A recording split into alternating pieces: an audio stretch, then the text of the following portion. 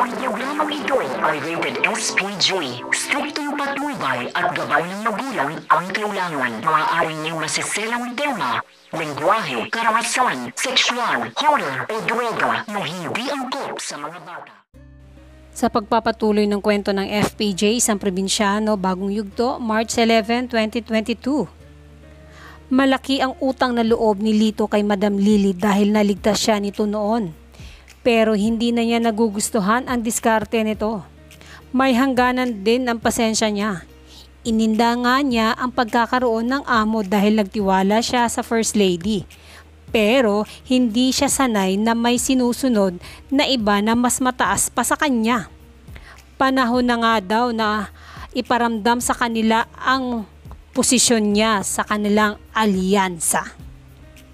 Nagkaharap na sa wakas ang Black Ops at si Madam Lily. Nasa palasyo na ang grupo nila Albert de Vela.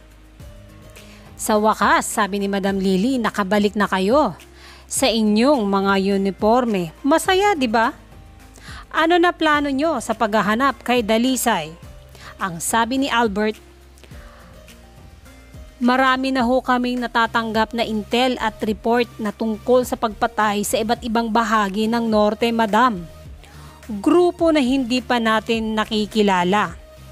Ang sabi ni Madam, siguradong sila Dalisay yan at mga Agila, wala nang iba pa. Tugon ni Albert, ibang grupo to, Madam. Pero konektado pa rin kina Dalisay. Isa na rin ho sa mga dahilan kung bakit hindi namin sila makikita. Merong tumutulong sa kanila. At sinabi na rin ni Madam sa kanila na dadalo siya sa Norte dahil sa art exhibit ni Don Ignacio. At ang gusto nga ni Madam na isecure ng Black Ops ang lugar. At pinaalalahanan din sila ni Madam Lily na siguraduhing mahuhuli nila si Cardo. Hindi siya kagaya ni Arturo. Kapag pumalpak ang Black Ops, hindi lang daw suspension nila ang mangyayari. Nagpaalam na sina Albert kay Madam. At nakasalubong nila si Arturo Padua. Major de Vela, Captain Alcantara, and Captain Fabia. You're back in uniform. So soon. Teka, sino nga pala pinuntahan niyo rito sa palasyo? Pinapunta ho kami dito ng First Lady for special mission briefing, sir. Special mission briefing. Awan ko. Kahit na ano pa sabihin mo, kalokohan na naman ni Lilian. So, hindi na kayo nagbago ha. Nagpalit lang kayo ng amo. Pero mga aso pa rin kayo. Sunod-sunuran. Hop. Temper, Alcantara. Mag-isip-isip ka muna ha. Nagbago na mangyayari sa'yo kapag sinaktan mo ang isang ex-executive secretary na ngayon frontrunner sa pagiging vice president ng ating bansa sa darating na eleksyon. Alcantara, baka ako sang sulo ka ng daigdig ng puti.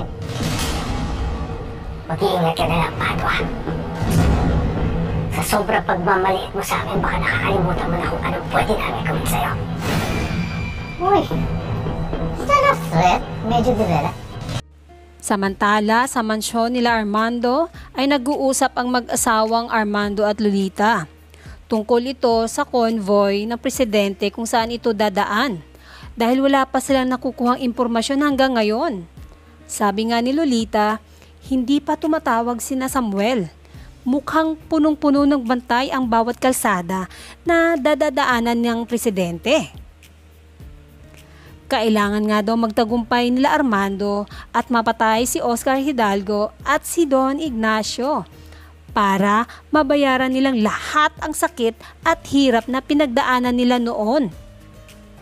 Hindi nila dapat ito palampasin. Pag napatay na nga nila lahat, si Armando na ang hari ng Norte at si Lolita ay ang reyna naman. Sa wakas, nagpakita na si Armando sa kanyang kuya na si Don Ignacio. Tinanong agad siya ni Don Ignacio, "Asan si Aurora? Ba't di mo kasama ang aking anak?" "Nagkaproblema, kuya." "Anong problema?" "Hindi sumipot si Valmoria. Sa tingin ko, pinagloloko lang tayo ng gagong yon." Tugon ng Don, "Huwag mong sasabihin sa akin yan, Eduardo. Ipinagkatiwala ko sa iyo ang buhay ng aking anak. Kaya't responsibilidad mo na ibalik sa akin ang aking anak. Kapag nagkatotoo yang sinasabi mo, ikaw mismo ang pananagutin ko. Mababahiran ng dugo ang iyong mga kamay ng dugo ng aking anak."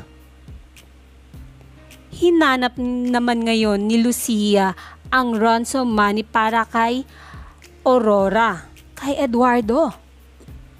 Sabi ni Eduardo, "Nasa kotse." Gusto kasing makita ni Lucia at masigurado niya na buo pa ang pera. Nairita na ang Don kaya sinigawan sila at pinatigal silang dalawa. Sabi nga ng Don Ignacio kay Eduardo, "Ipagdasal mo na walang masamang mangyari sa aking anak. Sapagkat kung hindi, kakalimutan kong kapatid kita." Nakarating na sina Mara at Aurora sa mansyon nila Aurora.